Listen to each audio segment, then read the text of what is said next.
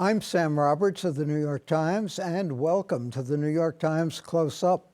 This week we dive into Mike Wallace's acclaimed third and final installment of the acclaimed Gotham series, Gotham at War. We'll explore how New York City's toughest challenges, from the Great Depression to World War II, helped shape the city we know today. The second and last mayoral debate was a critical opportunity for Zohran Mamdani, Andrew Cuomo, and Curtis Sliwa to present their final arguments. Did it change any minds? Joining me to discuss that is New York Times Metro political reporter Jeff Mays. Jeff, did anything happen? Did the debate allow the candidates to present any closing arguments that made anyone look at them any differently than before? I'm not sure the debate moved the needle much. I think a lot of people, there are very few undecided voters left in this election, according to the polls. But what I think it did do was allow Governor Cuomo to recover. He had a much better debate last night than he did in the previous debate. I think it also allowed Curtis Sliwa to present himself as more of a serious candidate, as opposed to some of the comedic relief that he's been. He's, has a lot of zingers and one-liners against Mamdani and Cuomo. But I think last night he got to talk a little bit more about policy. And I think it exposed one issue with Mamdani, and the moderators noted it, Cuomo and Sliwa both noted it, is that he has decided not to take positions on a couple of issues, education being one. A lot of people have questions about his education plans, and also these ballot proposals that have to do with housing production. He was pressed on that and said he hadn't taken a position yet. He can't make up his mind, at least so far, on 3 ballot positions. If he's mayor, as an executive, he's going to have to decide 25 things a day. So why should we trust him, and why can't he decide on those things? Yeah, I think he must be dealing with some pressures, from the unions, from the city council, various groups who have differing opinions on these ballot questions. But you're right, being mayor is such a complex job.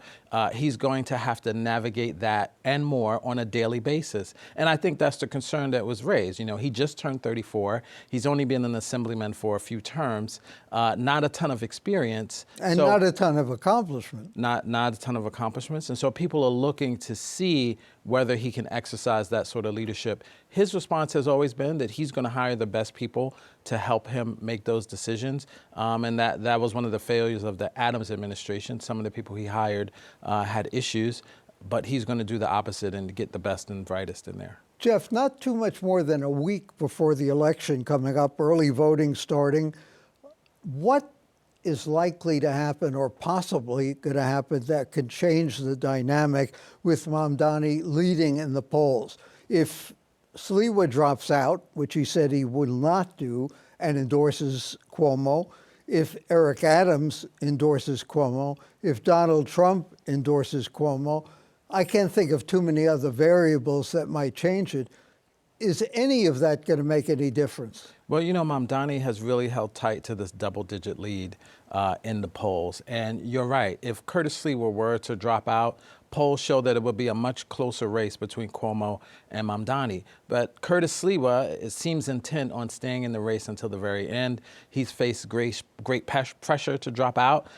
Even from his boss at WABC Radio, John Catsimatidis, has called on him to drop out many times and held a press conference yesterday about it. So barring Sliwa dropping out and maybe endorsing Cuomo, helping to make the race closer, the problem is Sliwa's name would still be on the ballot.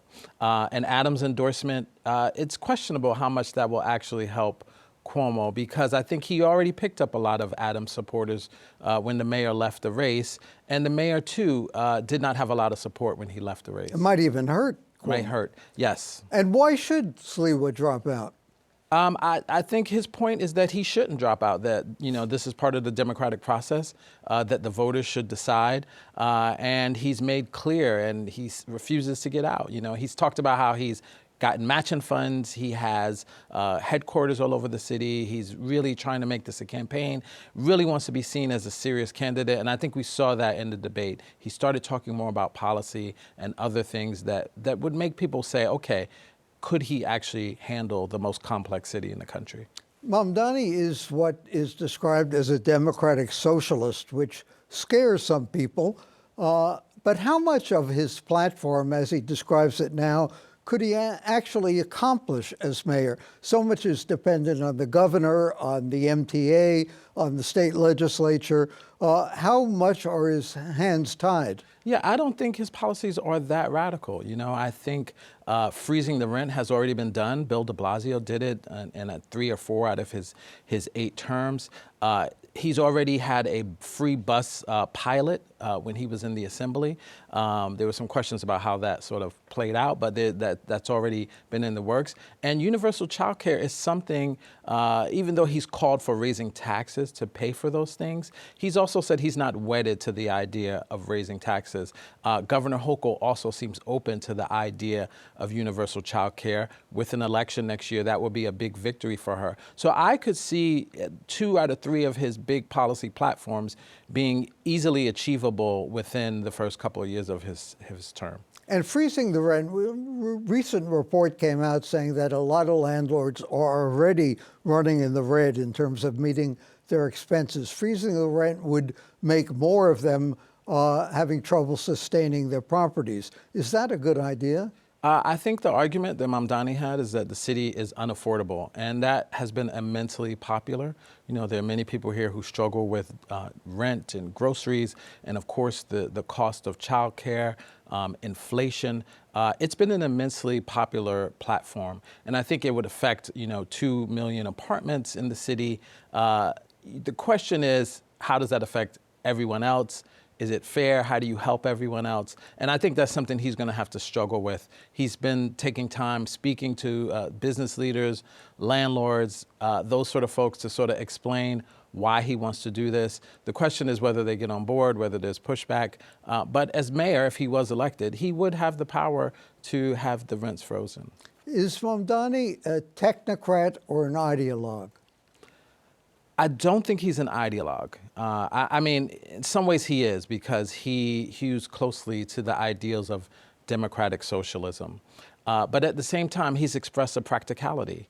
For example, he's called for taxes to be raised on the wealthy, corporate taxes to be raised to fund those 3 proposals that he's pushed most of his campaign. But he has also said he's not wedded to those ideas. So I think a true ideologue would maybe be wedded to the idea of raising taxes on the wealthy as a way to fund his proposal. He's not. He says he's more interested in the outcome. However, socialism is a word that scares a lot of people, even though our government does have some socialist elements to it. Wouldn't he be bound by the constraints imposed after the 1970s fiscal crisis? He could only go so far anyway? Yes. I mean, there are limits. New York is a great bureaucracy. There are rules in terms of what he can do with the budget, how the budget's approved. The city council will play a role in deciding his budget priorities. Albany, you have to go, every year there's Tin Cup Day, where the mayor and other people go to Albany seeking funds, seeking money to help. He's going to need the cooperation of the governor for some of his policies. So yes, it's not like he's going to come in and be able to seize the means of production on day one. I think there are policies and guidelines in place that he's going to have to follow and have to work within those rules. His position on Israel, as we saw from Bret Stephens' column in the Times the other day, scares a lot of people, not just Jewish people. Why can't he say that he supports a state of Israel? Simple enough statement. He says he's not anti-Zionist, he is pro-Palestinian, which sounds reasonable enough. Why can't he just come out and say, I support a Jewish state? Well, he's made the argument that saying he supports the right of Israel to exist, but he doesn't support a Jewish state because he believes that is discriminatory to Palestinians and denies them their rights. I think his argument, and it is sort of proven true, as the polls have shown over the course of this race with the war in Gaza, a lot more New Yorkers now are closer to how he views the conflict there and the problems with Israel than when he first started in the race. And so that has not necessarily been an effective tool to attack him. Governor Cuomo, Sliwa have both tried to use his relationship with Jewish New Yorkers as a sort of sledgehammer against him. But Mamdani has done well in the poll with a lot of Jewish New Yorkers, many of whom agree with his positions on Gaza, on Israel, on human rights. How do Chuck Schumer, Hakeem Jeffries, Tom Suozzi rationalize not endorsing the man who won the Democratic mayoral primary? Well, I think that all three of them are looking at what's happening around them. You know, Swazi's in a district, sort of purple district that, might cause him problems if he endorses a Democratic socialist. Hakeem Jeffries, is looking to be the next Speaker of the House. So he's tried to balance between some of the more left members being upset that he hasn't endorsed Mamdani, and then some of the more conservative and moderate members who would have concerns if he did endorse Mamdani. And I think Chuck Schumer has often sort of floated a little bit above the mayoral fray for most times. I think more people are interested in what Hakeem Jeffries' decision will be, though at this point, early voting is about to start. I'm not sure it makes a huge difference. Why, Mario Cuomo, Andrew's father, said that campaigning is poetry, governing is prose. What is Mamdani's method of campaigning, his essence of campaigning, say about how he would govern? I think the idea that he chose affordability as opposed to crime as his main issue really says a lot. Governor Cuomo, Sliwa have focused on New York City being unsafe and the fact that they think they're the ones who can fix it. Mamdani has said the city is unaffordable. Normal people, regular working class people can no longer afford to live here. Even some people who make a decent amount of money have trouble living here. And he stuck with that throughout the campaign. Just a relentless focus on those three topics: universal child care, free buses, freezing the rent, and then a fourth one is maybe some city-sponsored grocery stores and food deserts. So there's just been a straight focus on that, and I think people appreciate that message. I think where Governor Cuomo has faced criticism is he's talked more about Mamdani and why Mamdani wouldn't be good, as opposed to his vision for the city. And Curtis Sliwa, again, he's just starting to be seen as a more serious candidate and made efforts to sort of outline where he stands on a lot of the policies. But Mamdani has been doing that from day one. Why do you think Mamdani has attracted so many volunteers, so many young people, so many young men, in fact, a group that ordinarily doesn't get particularly enthused by politics? Yeah, I think one of the most fascinating things about this election is the way that Mamdani has expanded the electorate. He's brought out people that are disaffected. He's brought out people that haven't been focused on, Muslim voters, South Asian voters, for example. And I think similar to the way Donald Trump had an appeal to young men who are disaffected, I think they're also attracted to Mamdani and his message, his consistency. Trump talked about affordability, the price of eggs. Mamdani is talking about affordability in New York City. It's just an immensely popular message. Jeffrey Mays, thank you so much for joining us. Coming up next, a conversation with the Gotham Center's Peter Eigner about Mike Wallace's latest book, a fascinating exploration of the forces that transformed our city during its most defining moments.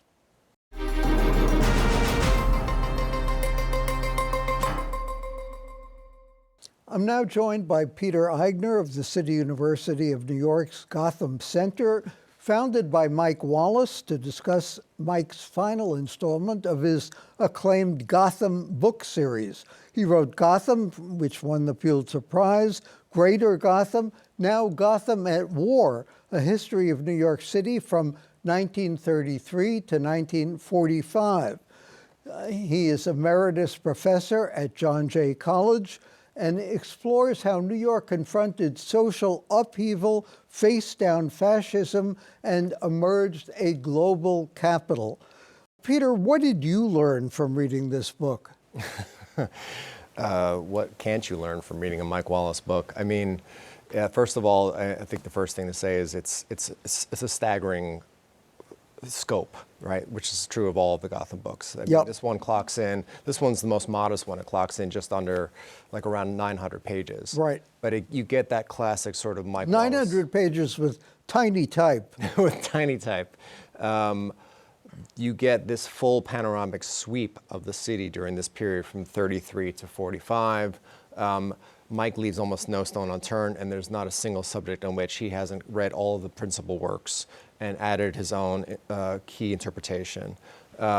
He has an uncanny ability to both give you the big picture and give you those sort of really telling details. So, I mean, even me in my position as the head of the Gotham Center for the last 10 years, I mean, every single time that I go back to those books, I'm learning something new. Nothing will be easier than to produce a bloody revolution in the U.S., said Joseph Goebbels. He bragged that in 1936. No other country has so many social and racial tensions. Stalin agreed with him as well. Yeah. How come we didn't have a revolution? Yeah, I mean, so this is one of the big leitmotifs of the book, which deals with New York City's experience with World War II. And he opens with that beautiful quote from Goebbels and all the high-ups in the Nazi Party who were convinced that that America's diversity and the racial tensions, which have been on full display in the 20s with such things as the laws that shut down the borders for a generation, were going to be, they were going to play a puppet master. And of course, that's not what happens, right? Even with the severity of Jim Crow in the South, even in the South, right, we don't see that kind of pivot towards fascism. Even with the Bund at Madison Square Garden. Even with the German-American Bund, which is headquartered here in the city, even with the Italian fascist movement, also sort of headquartered here in the city, if for no other reason than we have huge populations of Italians and Germans here.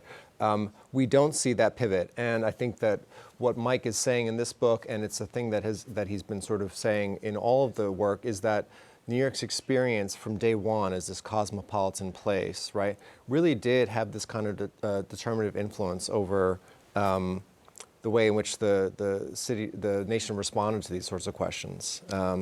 He talks a lot about how this is the period in which sort of we get that in pluribus unum, right? The sense of which diversity is a strength. It's the birth of anti-fascism, of anti-racism, all of which is sort of headquartered here and takes these different sort of trajectories that Mike follows through.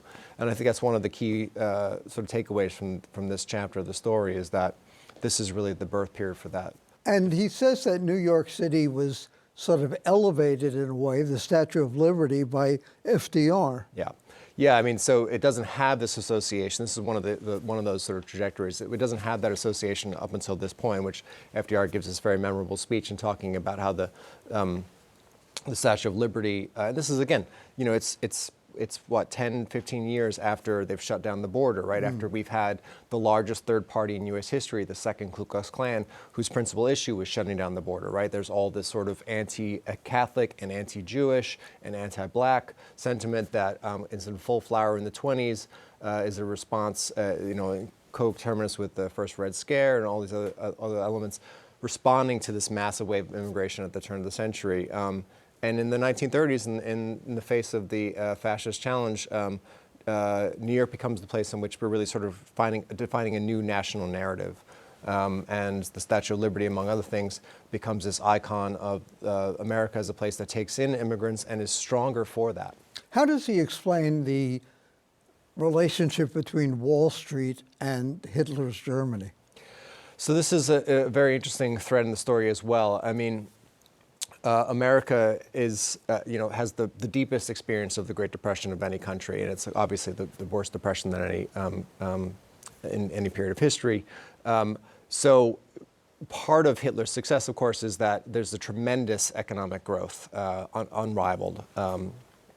And so in this period in which America has replaced the British Empire as the world's baker, its banker, its principal lender and manufacturer, what the U.S. is looking for is to expand German-American trade. And of course, New York being the headquarters of finance and business in this period is looking to do the same. So the beginning of the story is a sort of unhappy one. Mike opens the book talking about how the birth of the anti-fascist movement is here in the city. It traces the story of these Jewish groups in Brooklyn that launched this boycott. But the end of that first chapter, the end of that opening story, and this is kind of preview for for your question in general in the book, is Wall Street and the State Department quashing that because their interest is expanding trade with Germany because it's expanding trade and America is in a position to. And this is even after Hitler took power. This is even after Hitler took power. It doesn't really change until the late 30s and the early 40s, but there is a decisive shift. And Wall Street becomes not, and this is another interesting thing, this is one of the first times it's the U.S. government really that's the principal actor here in terms of the financing of the war, which was not true of World War I. Part of the reason why there was such opposition to joining World War II. But Wall Street, is in one of the key partners in this project in defeating Hitler. And so that's a New York City story too. Why weren't German and Italian Americans treated the same way Japanese Americans were treated on the West Coast? Well, I mean, one major reason is that there's just more of them, right? So with Germans, for example, I mean, I can't think of the number offhand, but it's a very large percentage of the American population that had some German heritage. So it was easier to control the Japanese. Yeah. And I'm sorry, the Germans and what was the other group that you mentioned? And the Italians. The Italians. I mean, with Italians, it's a slightly different story, but there is one of the other interesting sort of facets of the story that Mike's dealing with here is this sort of birth of the surveillance state or the national security state, and there's a real, and I think we've sort of forgotten this, there's a real sort of panic about espionage. And the Germans and Italians are the center of that. And in New York City, they are bearing the brunt of the surveillance state. And it is often liberal groups that are sort of in the lead here, which ends up being quite important for people like Martin Dies, who gains infamy in the McCarthy era for the House Un-American Activities Committee. They're riding, and J. Edgar Hoover at the FBI is also riding this panic about a German or Italian fifth column. And did that fifth column have any impact on the war? No, it really didn't. I mean, that's one of the important threads of the story is it's, there are for sure, and Mike is unrivaled for giving us a real vivid sense, visceral sense of the fear and the anxiety, the legitimate anxiety that many liberals had or anti-fascists had in the city about the potential fifth column. But at the end of the day, the vast majority of Americans, while they opposed the war overwhelmingly right up until Pearl Harbor, were always overwhelmingly opposed to fascism. Why did the New York Times do an inadequate job of covering the Holocaust? I mean, part of the reason, a very substantial part of the reason is that Sulzberger, the publisher, was very anxious about the way in which the Times might be tagged as a Jewish paper and the way in which concern for Jews, or world Jewry or American Jewry, would hurt the everyday Jewish American. This is a period of intense anti-Semitism. I mean, another thing that we've forgotten that Mike does a very good job of pointing out throughout the story is that even through the end of the war, you have a majority of Americans saying that Jews are the major threat to America, right, as opposed to Germans. Right, at the very end of the war, it's something like, 1 in every 4 Americans is saying the principal threat to America is Jewry, right? And we've just literally finished fighting this war against the greatest threat to Jewry in history. So the Times is operating in that space, but obviously. There was a real cost to that.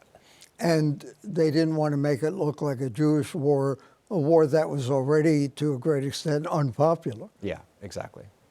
The war was good for New York economically, was it not? The war is essential to New York economically. So this is another one of these kind of myth busting. We were just talking before the show about this.